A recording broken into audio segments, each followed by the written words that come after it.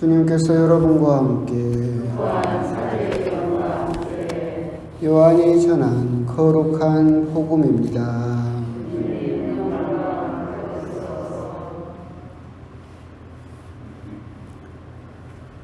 그날은 준비일이었고 이튿날 안식일은 큰 축일이었으므로 유다인들은 안식일에 시신이 십자가에 매달려 있지 않게 하려고 십자가에 못 박힌 이들의 다리를 부러뜨리고 시신을 치우게 하라고 빌라도에게 요청하였다.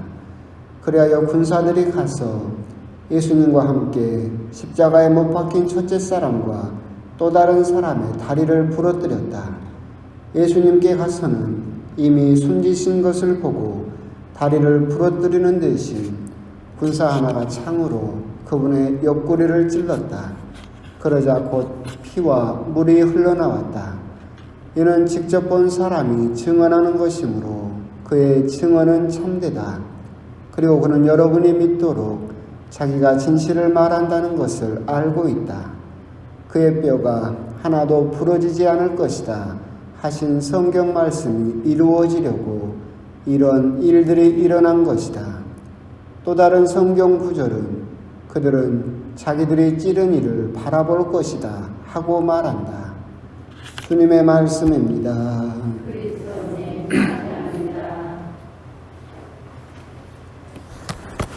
참 예수님.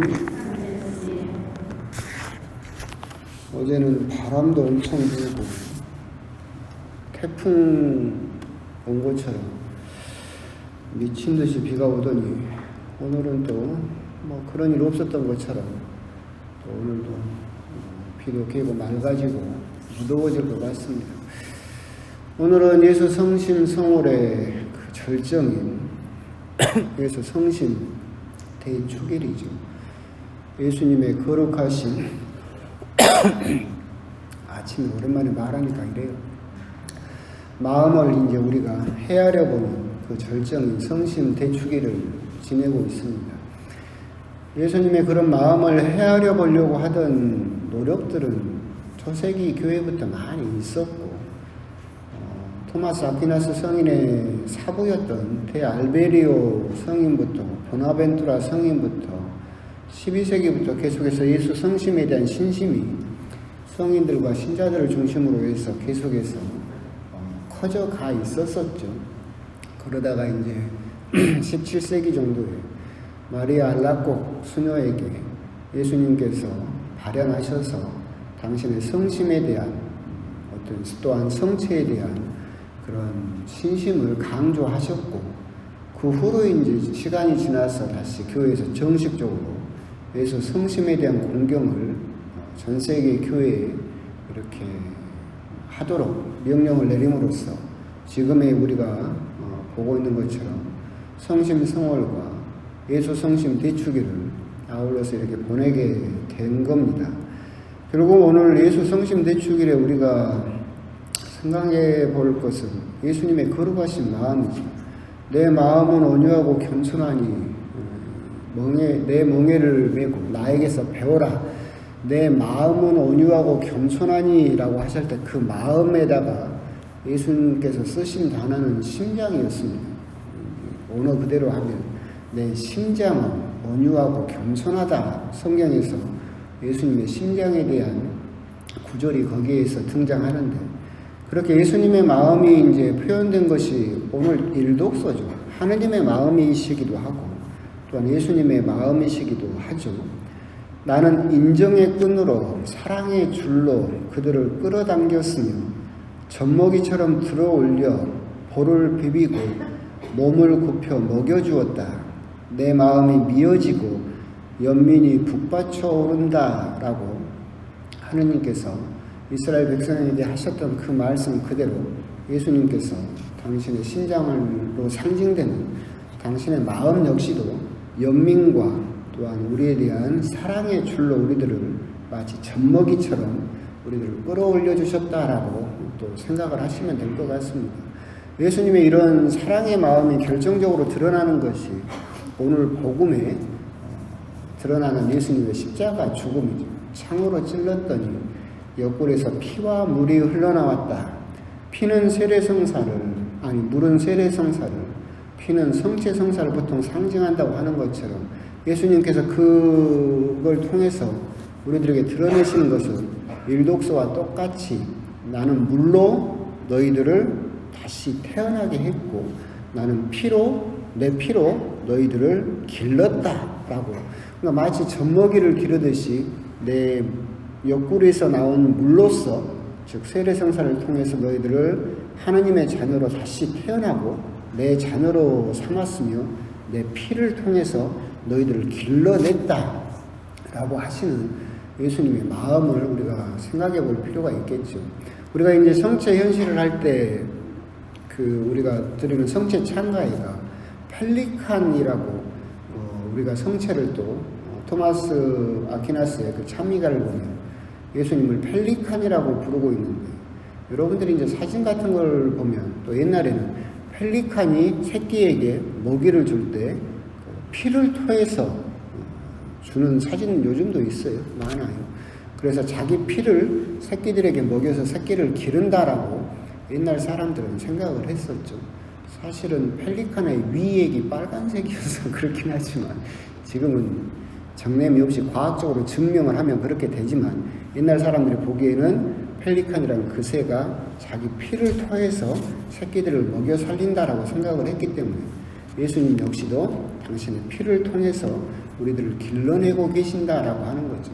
이것은 마치 우리 부모님들이 너무나 잘 알 수 있는 것처럼 여러분들의 자녀를 키웠을 때 부모의 마음과 똑같은 거죠. 내가 너희들을 키워서 젖을 먹여서 얼마나 이렇게 내 생명을 바쳐서 너희들을 키워놨다라고 하는 자녀로서 부모님의 마음을 헤아려 볼 수 있겠느냐. 물론 부모님이 여러분들이 자녀를 키운 것은 보답을 받으려고 키운 건 아니죠. 보답 받으려고 키웠어요? 할부로 키운 거예요? 매월 얼마씩 들어오기로 했어요? 아니잖아요. 보답 받으려고 키운 건 아니에요. 사랑하기 때문에 키운 거죠. 예수님께서도 똑같죠. 내 마음을 알아달라고 하는 것은 너희들이 나에게 어떤 보답을 해라, 그런 의미는 아니죠. 하느님께서는 완전하신 분이고 완벽하신 분이기 때문에 우리가 하느님께 해드릴 수 있는 것은 없어요. 근데 당신이 물과 당신의 땀과 피로 우리들을 기르신 것은 당신의 희생을 헛되이 하지 말아달라는 거죠. 내가 이렇게 목숨을 바쳐서 내 피를 흘려 너희들을 다시 태어나게 하고 기른 것은 너희들이 나를 따라서 구원을 얻었으면 좋겠다. 너희들이 하느님 나라 내 초대에 응했으면 좋겠다라고 하는 것을 말씀하시는 것이고, 예수님의 그런 기대와 그런 희망을, 즉 부모로서 이 어린 자녀들을 힘들게 키웠는데 이 어린 자녀들이 내 마음을 좀 알아서 나를 따라서 그런 구원을 좀 받았으면 좋겠다. 기쁨의 나라, 사랑의 나라인 하느님 나라로 그 초대를 기꺼이 응했으면 좋겠다라고 하는 것이 예수 성심송을 성심 대축일에 우리들이 생각해 봐야 되는 그런 예수님의 마음이지 않을까. 그리고 우리가 자녀로서 예수님을 통해서 새로 태어났고 예수님의 성체 성혈을 통해서 우리가 자녀로서 길러지고 있다. 그렇다면 우리들을 그렇게 당신의 목숨을 바쳐서 펠리칸처럼 당신의 피를 통해서 우리들을 길러내고 계시는 예수님의 마음을 우리가 생각을 한다라고 한다면, 우리가 세상 속에서 어렵게 신앙생활을 하고 있지만 그 마음을 보고 우리가 어쩔 때는 버릴 것은 버려가면서 예수님의 마음이 흐트러지지 않도록 자녀로서 예수님의 마음을 우리가 헤아려 볼 필요가 있겠다. 그런 것들을 다시 한번 다짐하면서 오늘 성심 대축일을 이렇게 보내셨으면 좋겠고, 예수 성심 송월까지도 그렇게 지내셨으면 좋겠다라고 하는 겁니다. 이렇게 성심 대축일을 보내게 되면 아까 말씀드린 바와 이제 쑥스럽지만 사제의 성화의 날을 또 함께 보내게 되죠. 예수님 마음이 사제의 마음이 되기를, 그래서 사제들이 더욱더 그 길을 걸으면서 거룩한 삶을 살아갈 수 있도록 기도하고, 그냥 오늘 그냥 신부님하고 점심 먹고 저녁 먹고 그런 날이 아니라 신부님들이 이렇게 예수님의 마음을 닮아갈 수 있도록 기도하는 날이 또 그런 날이기도 하죠. 이런 날에 부담스러운 이유는 뭐냐면 아까 말씀드린 바와 똑같죠. 내가 정말로 예수님의 마음으로 내 양떼들을 돌보고 있는가, 이런 부분들은 사제들이 매 순간 반성해야 되는 그런 부분이기도 하지만 또 신부들은 억울한 것도 있죠. 억울한 것은 뭐냐면 신부는 인간이고 여러분과 똑같은 허점이 많은 그냥 평범한 사람일 뿐이죠. 하지만 직분으로서 거룩한 사제직을, 십자가를 받았고 또한 성체 성회를 축성해야 되는, 또 인간으로서 할 수 없는 일을 또 건너뛰어서 해야 되는데, 여러분들이 그 사제에게 바라는 것은 온전한 예수님의 모습을 원하죠. 사제들이 정말 예수님처럼 살았으면 좋겠다라고 생각을 하지만, 신부로서 억울한 것은 뭐냐면 이 부족한 인간으로서 예수님을 온전하게 보여줄 수 없어요. 내가 하느님도 아닌 예수님을 어떻게 온전하게 보여주겠어요? 단지 여러분들은 신부를 통해서 볼 수 있는 것은 예수님의 부분들을 볼 수 있어요. 예수님의 파편들을 볼 수 있지. 어떤 신부님들은 정말 예수님의 마음을 가지고 정말 사람들에게 친절하고 그 아픔을 아우르는 신부님도 계실 것이고, 어떤 신부님은 정말 병자 방문이나 아픈 사람들을 잘 찾아다니면서 예수님의 발을 보여주는 신부님도 계실 것이고, 저처럼 주둥이만 살아가지고 예수님의 입을 보여주는 신부도 있을 것이고, 그러니까 신부들은 결국 온전하게 예수님을 100% 보여줄 수 없어요. 인간이라는 그 한계를 지니고 있기 때문에. 근데 신자 여러분들은 신부님들이 다 예수님을 온전하게 다 보여주기를 원하지만 그건 사실 불가능하다. 여러분들이 만났던 신부님들을 다 모아가지고 조립을 하면 아마 예수님 모습이 나올 수도 있어요. 그러니까 그런 부분은 여러분들이 어떤 신부님에게 너무 큰 기대, 저분이 예수님의 발도, 예수님의 손도, 예수님의 마음도, 예수님의 그런 입도 보여주고 예수님을 온전하게 다 보여줬으면 좋겠다.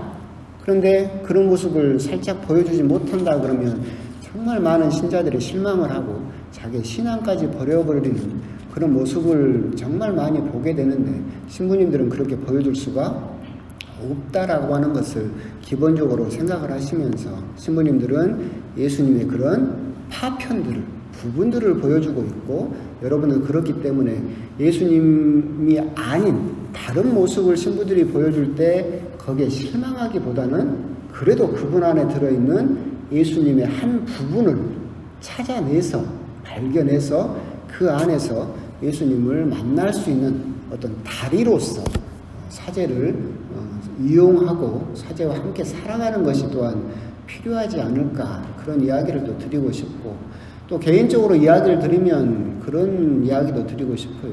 오늘 이제 아마 문자도 오고 뭐 오겠죠. 그러면서 여러분들이 저에게도 정말 많이 요구하는 게 성인 사제 되십시오라고 정말 많이 이야기를 할 거예요. 성인 사제가 될 수가 있죠. 저라고 성인 사제가 못 되겠습니까? 불가능하겠지만 될 수 있어요. 그런데 교회에 유명한 말이 있어요. 무슨 말이냐면 성인 옆에 순교자가 있다라는 말이 있어요. 성인은 혼자 성인이 될 수 없어요. 성인 옆에는 누가 있어야 돼요? 순교자들이 있어야 돼요. 그러니까 솔직히 여러분들이 성인전 같은 걸 봤을 때 정말로 착하고 온순하고 겸손하고 한 성인이 몇 명이나 될 것 같아요? 별로 없어요. 여러분이 성인전을 보면 이 성인들이 다들 한 성깔해요. 요한 비안의 성인은 성사실에서 막 하다가 이 사람이 고해 성사를 볼 준비가 되지 않고 했던 뺨을 때려버렸어요. 나가라고. 성격 더럽죠. 그런데 그분이 성인이라고 불릴 수 있었던 것은 뭐예요? 옆에서 그것을 인내하고 참아주고 격려해주는 사실은 순교자들이 있었기 때문에 그렇죠. 사제 역시도 그 안에서 옆에서 참아주는, 또 인내해주고 용서해주는 수많은 순교자의 몫을 하는 신자들이 있었기 때문에 성인이 될 수 있는 것이다. 다시 말하면 뭐냐면 신부한테만 성인 되라 라고 해놓고 나는 아무것도 안 하겠다 라고 하면 그 신부가 성인이 될 수 있어요? 없다라는 거예요. 여러분들이 그 신부에게 예수님처럼 되세요라고 말을 한다라고 한다면 여러분은 적어도 뭐는 돼야 돼요? 사도는 돼야지. 그러잖아요. 흔들리고 주저하고 배신하기도 하지만 그래도 목숨까지 버려가면서 끝까지 매달리던 베드로 같은 사도도 있어야 되고, 이렇게 다른 사람들을 소개해서 예수님에게 데리고 오는 안드레아 사도 같은 사도도 있어야 되고, 십자가 밑에까지 같이 가는 요한 사도도 있어야 되고, 베드로 아버지도 그물도 버려버리는 야고보 같은 사도도 있어야 돼요. 그러니까 신부 혼자 성인이 되고 신부 혼자 예수님이 될 수는 없어요. 여러분도 뭘 해야 돼요? 여러분도 신부가 그렇게 되게 만들려면 여러분도 순교자가 되고, 적어도 여러분은 사도 같은 제자가 돼야만 신부도 예수님과 같이 성인이 될 수 있겠다. 결국은 오늘 예수 성심 대축일에 신부님 성인 사제 되세요, 예수님 같은 사제 되세요 해놓고 나는 모르겠다, 너 혼자 되라, 나는 세상 일 바빠 죽겠고 나는 할 일도 많고 근데 너는 성인 돼, 나는 바빠, 나는 시키지 마, 이러면 이 신부님이 성인이 될 수 있어요? 없다라는 거지. 거룩함은 다른 사람의 몫이 아니에요. 거룩함은 나로부터 시작되는 거예요. 내가 거룩해짐으로써 그 공동체가, 그리고 거기에 속한 사제들이 점점 더 거룩해질 수 있다라고 하는 것을 더불어서 우리가 생각해 볼 필요가 있다. 거룩함은 사제에게만 또는 수도자에게만 또는 성소자에게만 유보된 그 사람들만 거룩해지도록 되어 있는 것이 아니라 우리가 먼저 거룩해짐으로써 함께 거룩해질 수 있는 것이다. 적어도 오늘 여러분들이 아시는 신부님들이나 이런 분들에게 성인 사제 되세요, 예수님 닮은 사제 되세요 라는 말을 할 때 적어도 나는 순교자가 될 각오가 있는가? 적어도 나는 사도 같은 믿음을 가지고 있는가? 나는 사도 같은 거룩함을 가지고 있는가? 나는 거룩하지 않으면서 다른 사람만 거룩해지라고 하고 있는 것은 아닌가?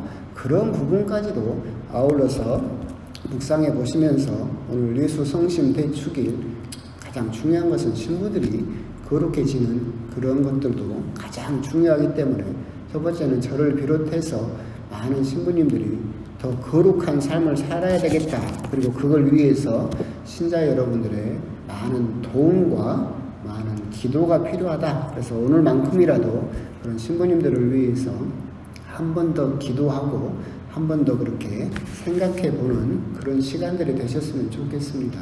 아멘.